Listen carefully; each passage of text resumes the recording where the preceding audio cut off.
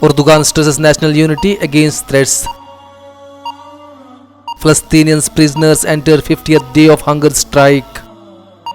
Iran will not bow to bullying powers. Rouhani.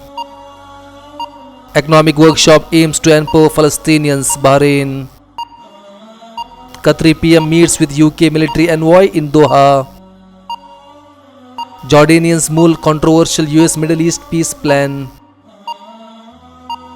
Iraq says 11 Daesh militant killed in Saladin. Yemen's rebels launched drone attack on Saudi facility. Sudan opposition calls for civil disobedience campaign. Algerian students continue anti-regime demonstrations.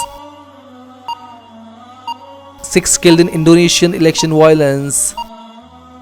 Kashmir observers shut down to remember slain leaders.